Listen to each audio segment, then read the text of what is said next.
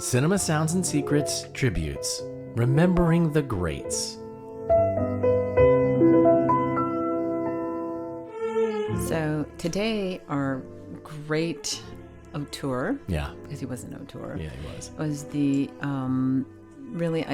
the birth father of the French New Wave, and that's Jean-Luc Godard. Jean-Luc. Yep. Yes. Jean-Luc. French Swiss. Yeah. And I want to start off his little tribute with a quote from him. Okay. He says, "I pity the French cinema because it has no money. I pity the American cinema because it has no ideas." Oh, wow. So French. Very French. So French. But Godard is definitely one of the most influential makers of all time. He just passed away recently in Rolle, Switzerland, and he was one of the premier contributors to the French New Wave, the New Vogue, which was 1958 all through the 60s and the 70s, which brought in like realism, neorealism, and almost guerrilla filming and all kinds of things. Don't put it on sticks, film it. Yeah.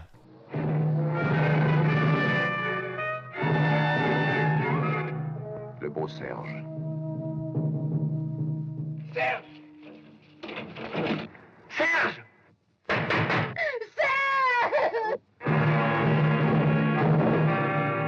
Dis donc. Quoi? Serge, qu'est-ce qui lui est arrivé? Depuis qu'il vous a vu, il va, il vient, il sait pas ce qu'il fait. Pourquoi Serge a-t-il épousé cette fille? Yeah, run around, hold the camera. Exactly. And dirty, gritty. Yes, and he was born. He was 91 when he died. Wow, good innings.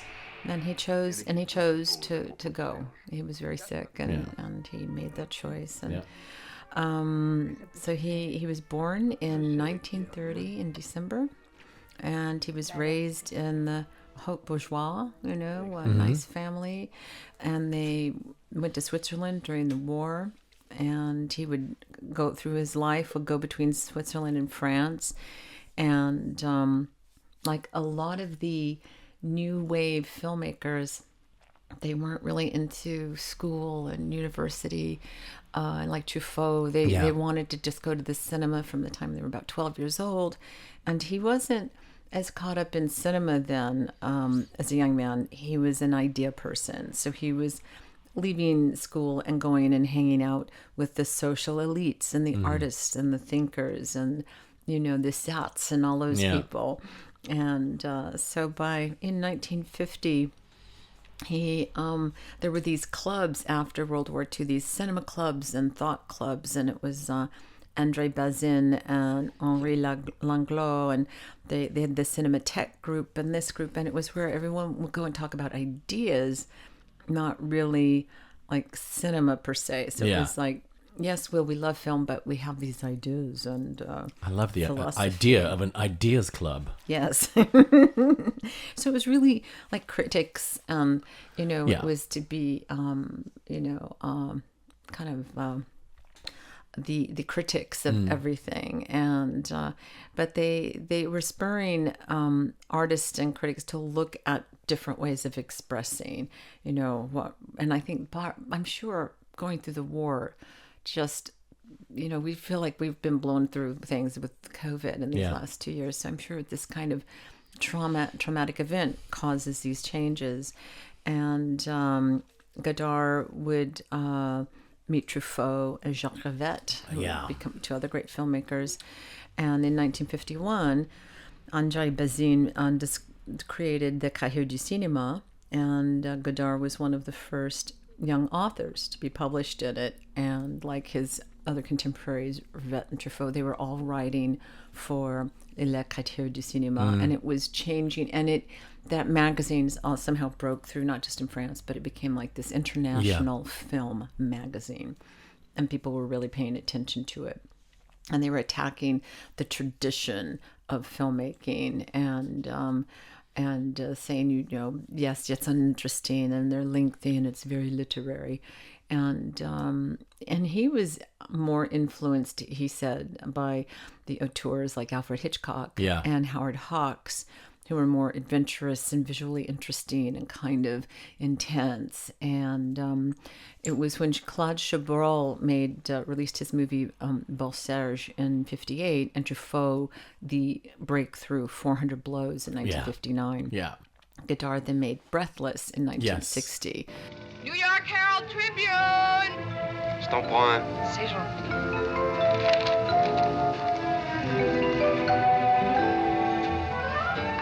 Qu'est-ce que vous faites ici? C'est que vous détestez Paris. J'ai pas dit que je détestais, j'ai dit que j'avais beaucoup d'ennemis. Alors vous êtes en danger. Oui, je suis en danger. Tu veux pas venir à Rome avec moi, Patricia? Et faire quoi là-bas? On verra. Non, j'ai beaucoup de choses à faire à Paris, Michel. Et maintenant, qu'est-ce que tu fais? Tu remontes ou tu descends les Champs? Qu'est-ce que c'est les Champs? Les Champs-Élysées. Ouais, il faut que j'aille avenue Georges V. Ok, je vous laisse. Allez, remonte avec moi. Jusqu'à la rue alors. The bad boy movie, you know, that just took people by surprise, and American and soon journalists were calling this a new wave in cinema. And Breathless was really kind of that seminal, definitive piece of new wave. Yeah. Gritty, crime, small thief murders, just the beautiful man, the beautiful woman, yeah. And it's a loose plot, and it's self-conscious, and it's subjective, and jump cuts, and then they have ennui, everyone has ennui with life and everything. They're just like, oh. But that is a very French. Yes. Right. Like just ennui meaning boredom. Yes. And, it's like, oh, I will have a cigarette and ponder. But he made 11 films, and I would say of the 11 films that he made, and he really did them in a succession. Obviously, Breathless, to this day, if you go into a film club or a film class, or somebody says, well, what French film should I see? Yeah. That's definitely going to be on the top. And, but, masculine and feminine, and the noir Alphaville, which I really loved. Yeah. La lumière qui s'en va, la lumière qui revient. Un seul sourire pour nous deux. Par besoin de savoir, j'ai vu la nuit créer le jour, sans que nous changeons d'apparence. Ô bien-aimé de tous et bien-aimé d'un seul, en silence ta bouche a promis d'être heureuse. De loin en loin, dit la haine, de proche en proche, dit l'amour. I remember when I saw that the first time. Yeah. Just kind of when I finished school, and I was like, wow, that's amazing. Yeah. And crazy. And, he did a few big things. Like he did Contempt. That was also really one amazing film with Brigitte Bardot in 1963. Quoi? Et ce qui me fait penser que tu ne m'aimes plus, c'est comme tu me parles depuis cet après-midi. Ce matin, tu n'étais pas comme ça. Hier non plus. Comme tu me regardes aussi. Le problème, selon moi, se ramène à la façon que nous avons de concevoir le monde. Conception positive ou négative. La tragédie classique était négative, en cela qu'elle faisait de l'homme la victime de la fatalité, personnifiée par les dieux, et qu'elle le livrait sans espoir à son destin. And, but he had Jean-Paul Belmondo and Anna Karenina, which were two of his mainstay stars, and his cinematographer was Raoul Coutard, and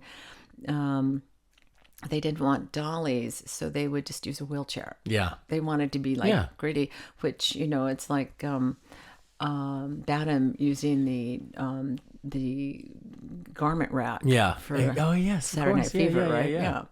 And it does give you a sense of reality and verisimilitude in the look. And so they would hold the camera, and then Godard would roll him. And so he was very much this kind of, yes, from the street type of approach. And he would help generate socialist agitprop films. He was very political. And all through the 60s, he became more rebellious, and he his general trend was that he wanted to push people into a different social realism. And whereas like Truffaut and other filmmakers like Steven Spielberg and Lucas would kind of do it, but in their own ways, and then they took it in a different direction, but what he set up was kind of impacted. And and his work in the 60s really gave birth to John Cassavetes and his amazing indie films. Husbands and Woman on the Verge and all these wonderful movies. Dennis Hopper, Bogdanovich, Scorsese. They were all really impacted by his work. And so, despite his, his own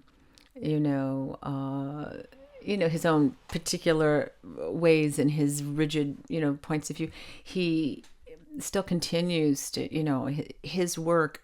Without it, we wouldn't have a lot of the films. And you wouldn't have Quentin Tarantino without. No, a lot of people. Yeah. Godard. So, Godard really has left an imprint on the art, and he. I can't imagine what it must have been like to be in Paris at that time. I can't imagine. And to go through the Quai du Cinéma and that group. I mean, we had the London had the swinging 60s and France had the thinking 60s. It was a completely different. Yeah, and America had the white boots. Smoking white pot. Smoking pot and the white boots with the go-go dancers. Kind of 60s. I don't know what America had. Rock and roll. Rock and roll. Rock and roll. Yeah, it was Jimi Hendrix. 60s, yeah. And we were the rockin' 60s, yeah. They were thinking, we were rocking. They were thinking, we were drinking. The British were drinking. There we go. So, Jean-Luc Godard, you leave us breathless. Yes. Oh, yes. What a lovely thing to say. Yes, and also a lovely thing to say, in the words of the immortal great Bob Hope, thanks for the memories. And you'll find out more details and links about the career of today's memorable artist, the brilliant and committed to his art, Jean-Luc Godard, on our website, cinemasoundsandsecrets.com. I'm Janet Doolin-Jones, and that's Pendleton reminding you to tune in next time. I'm John Schwab, and we will see you here next week at the movies.